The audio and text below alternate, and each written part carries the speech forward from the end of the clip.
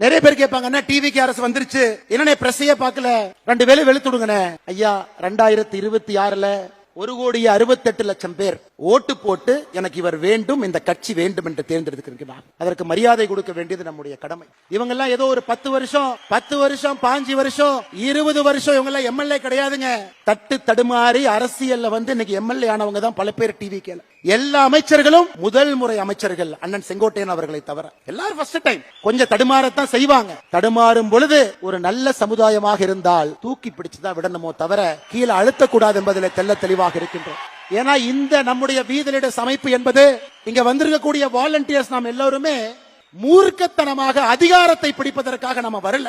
ஆணவத்தோடு நாம் இந்த அமைப்பு ஆரம்பிக்கலைங்க. பவருக்கு வரணுங்கிற ஒரே குறிக்கோளுக்காக நாம இங்க இல்லைங்க. நல்ல சமுதாயத்தை தமிழகத்தை உருவாக்க வேண்டும் என்கின்ற ஒற்றை நோக்கத்துல தான் இந்த அமைப்பும் இருக்கும், நம்முடைய அரசியலும் இருக்கும். அதுல எந்த மாற்று கருத்தும் இல்லை. அதனாலதான் நம்ம பல இடத்துல பேசுறோம். அண்ணே, இனி விஜய் சாரனை கூப்பிடுவோம், சிஎம் சாரனை கூப்பிடுவோம். சிஎம் சார் ஒரு ஆர்டர் போடுறாரு, ஒரு வழிபாட்டு ஆலயங்களா இருக்கட்டும், கல்லூரிகளா இருக்கட்டும், அங்கிருந்து 500 மீட்டருக்குள்ள எந்த டாஸ்மாக் இருந்தாலும் நாங்கள் மூடுவோம். 717 டாஸ்மாக் மூடுறோம் சொன்னாங்க. நாம செய்த கள ஆய்வுல ஒரு இடத்திலும் இன்னும் நூற்றுக்கணக்கான டாஸ்மாக் 500 மீட்டருக்குள்ள இருக்கு. அதையும் நாம் ஒரு தீர்மானமாக சொல்லி இருக்கின்றோம். இதையும் நீங்க பேசுங்க. ஆனால் நம்மை பொறுத்தவரை இந்த அமைப்பு மூலமாக ஒரு அரசுக்கு அழுத்தத்தை கொடுக்க வேண்டும் என்று சொல்வதை விட